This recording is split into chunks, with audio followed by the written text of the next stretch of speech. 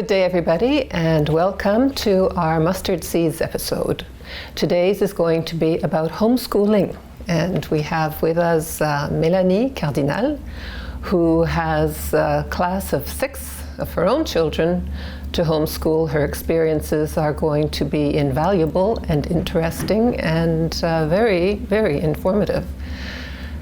Everybody agrees that education is the most important thing that we can give our children and even ourselves, but you'll seldom find 2 people who are going to agree on how to do it. And these days, with all of the cutbacks in the government and health and education, people are getting more and more worried about what the future holds for their children. Classroom sizes shrinking. Teachers are worried, not only parents, not only students. Bullying problems, curriculums that are so often out of date, and people wondering whether they are even appropriate for preparing their children for the work world. So everyone has heard of homeschooling, but perhaps most people, me included, are a little bit intimidated by the thought. Mélanie, no reason to be intimidated, right? No, not at all. No. So tell us a little bit about yourself and how you came to try this option. Try this? Well, I was homeschooled from grade 3 to 11, and so I knew a little bit what was going to happen, how it would work, probably, but of course, when I made my own decision, I wouldn't do it exactly the same way as it went on for me, which is wonderful. That's one of the really wonderful things. We can choose how we do it. We can be really strict or more relaxed, and it can even change from year to year. Right. Yes, because at first you add children. That's one thing.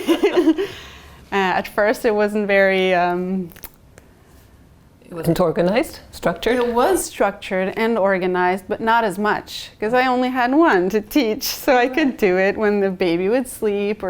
But now with more children and more students and more babies, I had to better organize myself and my day schedule and the outings, the other things that come in. And it's all part of the lesson, right? Definitely. Learning how to look after each other. After each other, and I think I learned a lot about myself. I still do every day. I think it's a big work on the mother, on the parents. Oh, and I think that's what intimidates so many people. They don't feel that they're up to the task, either because they haven't the patience, or perhaps they're not sure if they have the knowledge. Oh, I don't think knowledge is a problem. Knowledge is... I still learn with them. You do? Whatever is not as clear for myself, or I just don't remember, I learn it again with them, and then it comes back to me so I can help them. But it's not a problem. Knowledge is not a problem. What about the patience? Patience grows. Patience grows. Patience grows. Yes, definitely. Your children are beautiful, and they look very bright. From the time I met them, they were very outgoing and enthusiastic and healthy. Have you any knowledge of parents who homeschool with children who perhaps have learning challenges or health challenges? Yes, definitely. I'm sure it's a big challenge for those parents, but it's also a wonderful opportunity to be with their child and to give them, well, the parent knows the child best, it's the parents who know. Should. Well, should, yes. Yeah. Well, yeah. And so they're probably the best people, better equipped to give that child what he needs. Most definitely, most definitely. Yes. Now tell me, the provincial government is in charge of education in this country.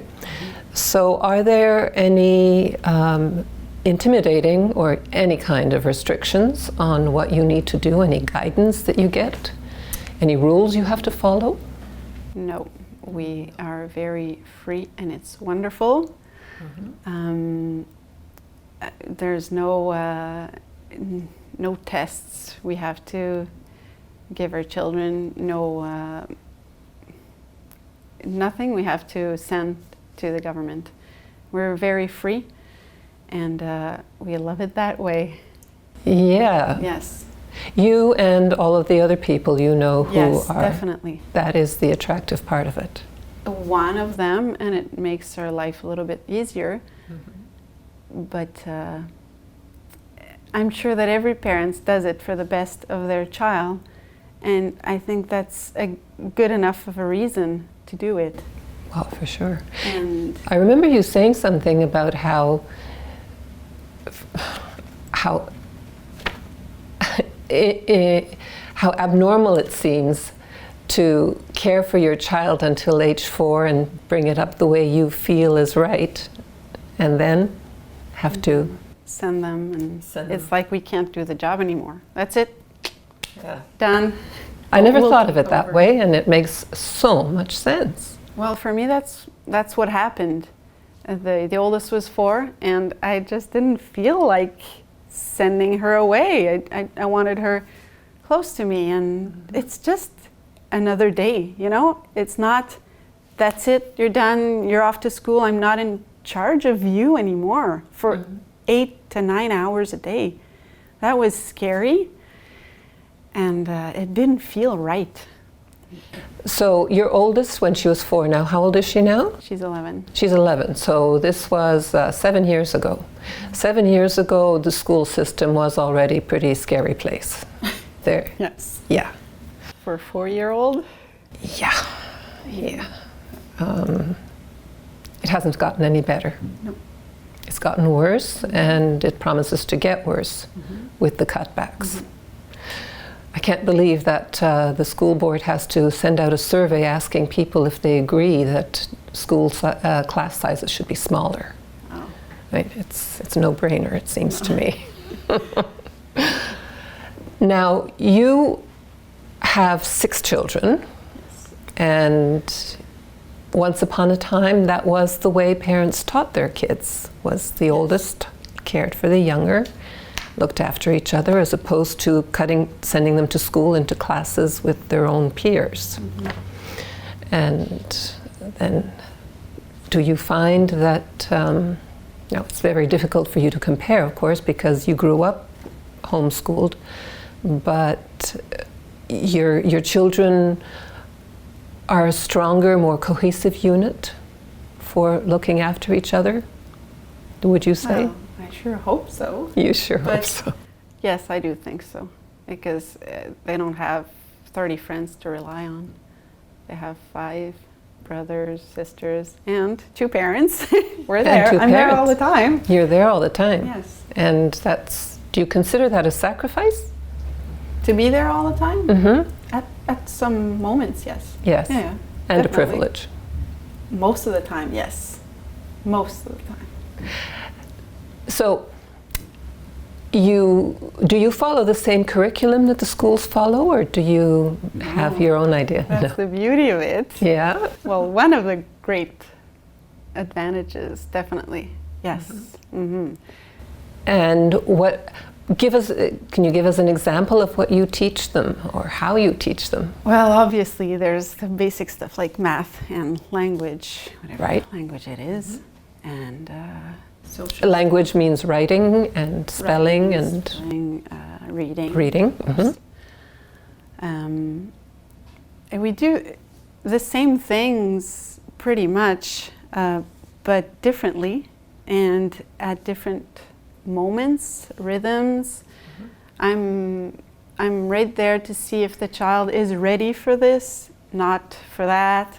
Maybe we can wait a few months for that part is not quite catching it, instead of having to, the child has to work really hard to get it done, to pass the test, and then the class moves on and you're behind, and this does not happen at home. No, and you were telling me about one of your children who happens to be particularly fond of a certain subject and was Yes. moving ahead faster. Yes, definitely. And you can adjust to that, you can accommodate that. I can, but now I don't know what to do anymore because he's so So far ahead. Yes.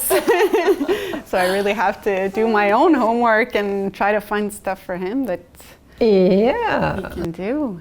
But that's wonderful for him because he has all this free time. No bus ride, no homework at night. He has all that time to do what he loves and learn on his own and learn from the internet and learn from so many different sources.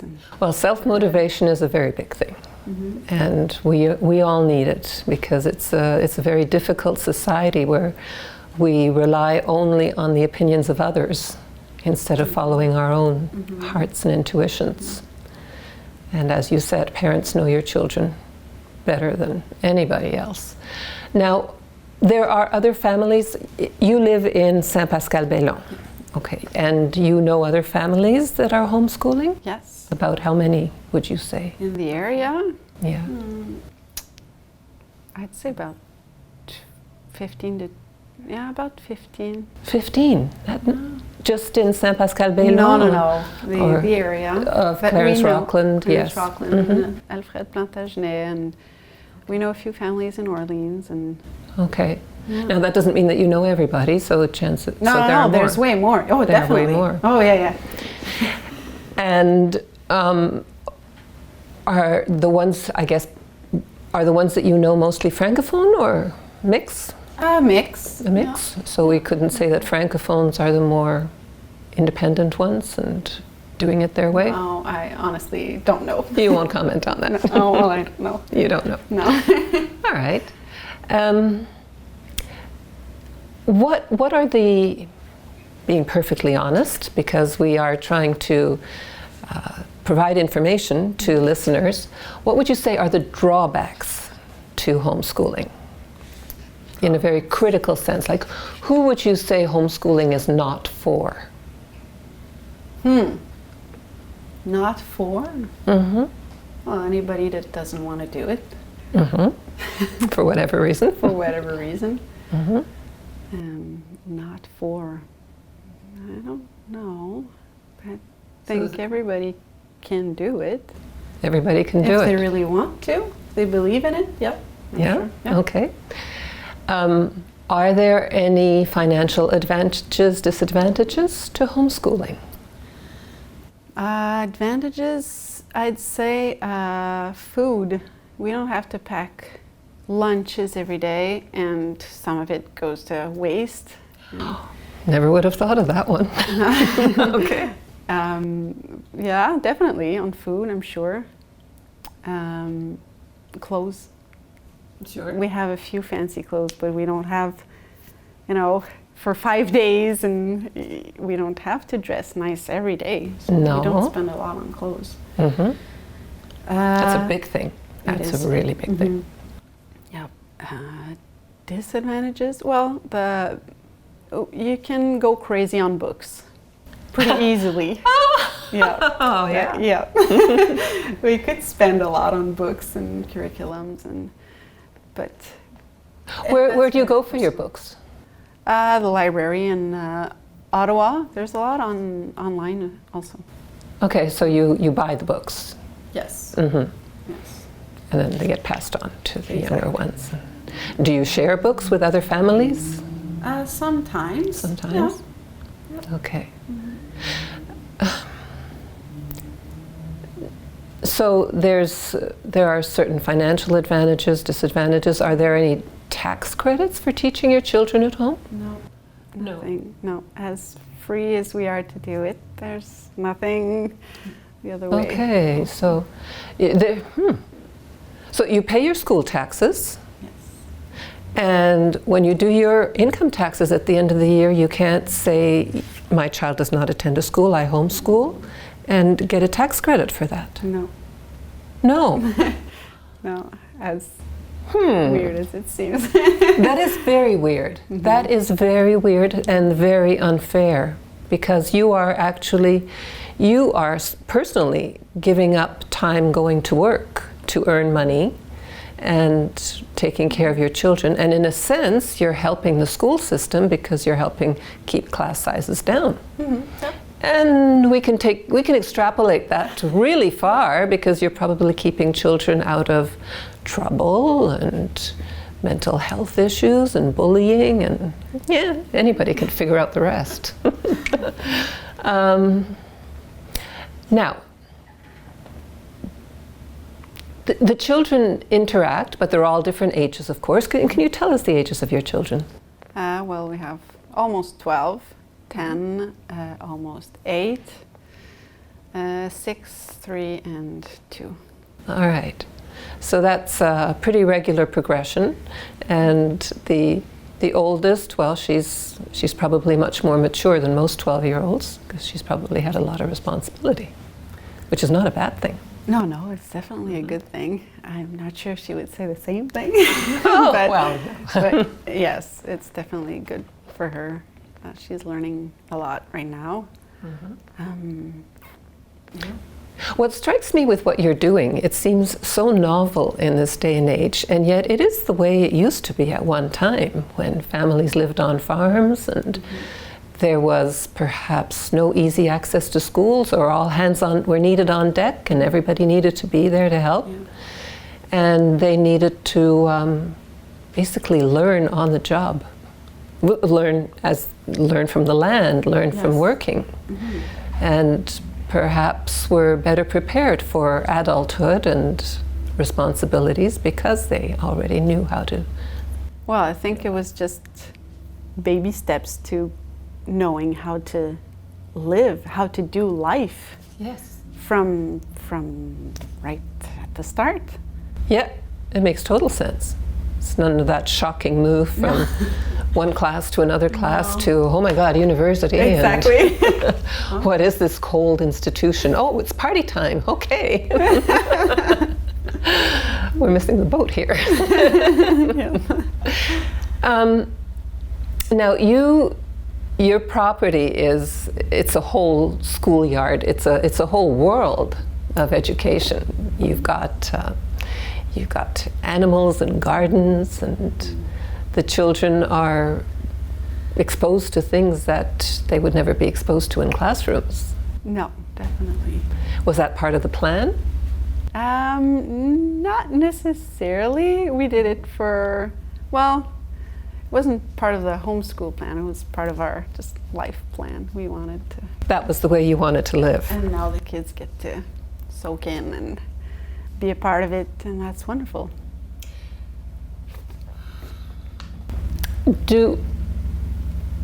Now, I went to a private school, and my parents paid a whole lot of money for it, and I don't feel that I came out of it prepared for the real world after 11 years.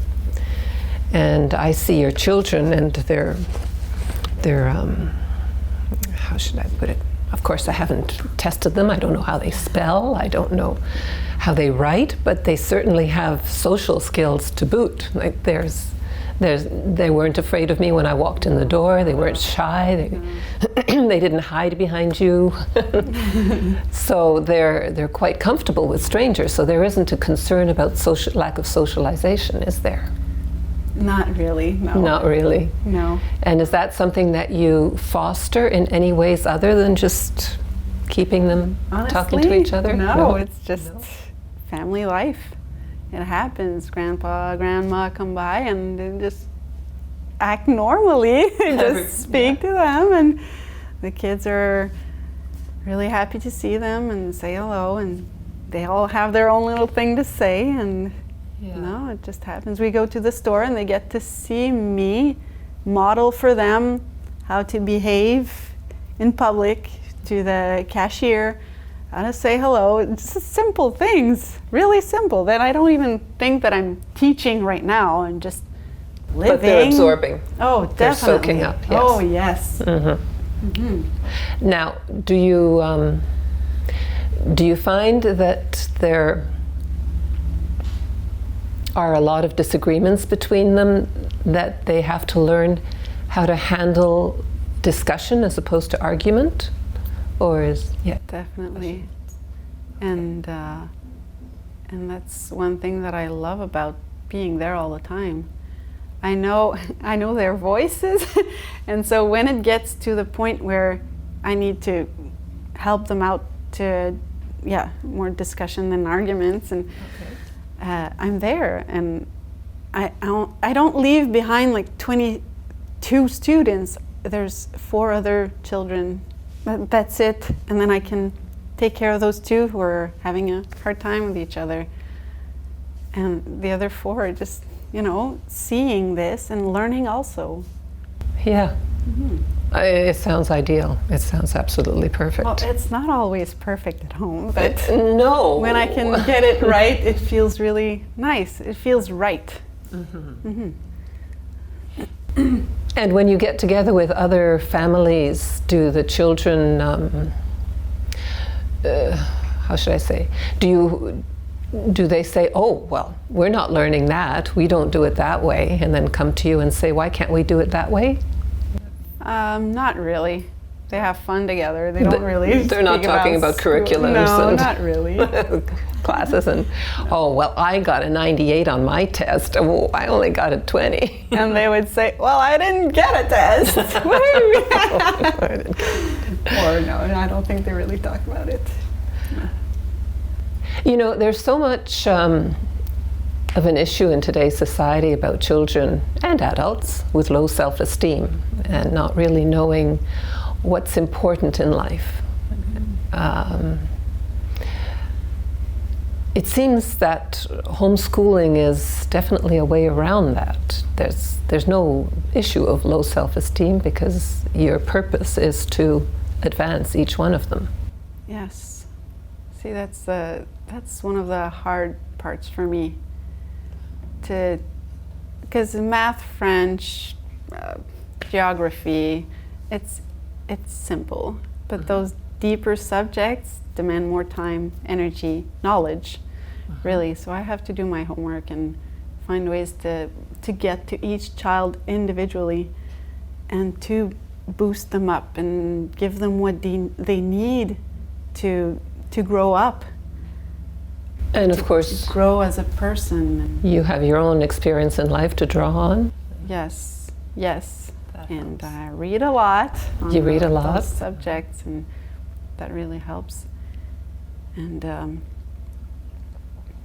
I think that being there all the time, I get to see their downsides, their stuff they need to work on. Yeah. And so I'm right there to help them. So are there, if one of the children isn't doing well in math, for instance, then is your attitude, well, then don't worry about math, you won't need it later in life, and we'll... No, not really. No. I adjust, like spending this much from the math book on I don't know, one thing that he knows already, or he got it earlier, or and he really mastered that subject the grade before. Well, we're gonna skip it because I know you'll be good for next year, and you don't need to go through it again. It'll just boring for the kid, waste of time for me, and he knows the stuff. So just move on or never mind that part. We did it. I know you know it. So skip and you're good for next year. Or no, we do the stuff, but I know that some things they need to work more on, and some other things. That's really interesting because you often hear children talk about how bored they are in class, whether they're good students or not good students. There's a sense of boredom because, of course, the class curriculum and the class program isn't geared to their own particular interest or skills, and that's something that you get around. Well, avoid. Well, I can't avoid completely. There's going to be some boredom. Well, my oldest doesn't like studying French. Well, she still has to do it. Oh, okay. That's when the character and perseverance come in. Yeah. Whose, yours or hers? The clash, both, eh? Yeah. No, hers. She has to, overcome that laziness that feeling of, why am I doing this? This is boring. This just takes so much time, and still has to be done. And it's life skills too. Well, she did mention that she wanted to be a paleontologist and study dinosaurs. So I guess if that's what she needs to do, then she may not want to learn about language, but she'll want to learn about communication to find out how they communicated. Definitely. Everything is turned somehow. There is a beautiful pattern in life, and I know that you are deeply, you have a strong faith, and when you consider all things, you realize that everything has patterns that match. The way the way the body works, the way nature works, everything is about healing and progression. So everything is connected to something else. It's all a network. Mm-hmm. So there are so many ways to teach, and it is so refreshing to see somebody like you who's willing to explore all of the possibilities. And it's so encouraging to hear that there are many others who are willing to do it as well, instead of just complain about the school system and either get angry at the teachers or feel sorry for the teachers, because that doesn't help. It's all about the children at the end of the day. Well, Mélanie, I think that what you're doing is just so wonderful, and I'm so glad that I found you and met you and got to see firsthand what you're doing. Because frankly, until I did, I was so intimidated by the thought. I figured I thought this really takes a very special person. And you probably are a very special person, but you don't come across as, hey, I'm a special person. Well, and this isn't for everyone. I am. So thank you for being you. You're welcome. And thank you for bringing children into our community who are well-rounded and prepared, and hopefully we'll carry on. Yes. So, ladies and gentlemen, this is Mélanie Cardinal, homeschooler with 6 children. And someday, some of them might be going on into university and setting up systems for the perfect school. So many people have tried, but really it comes down to individual choice. And isn't it wonderful that we live in a country and a province where we have individual choice? See you next time.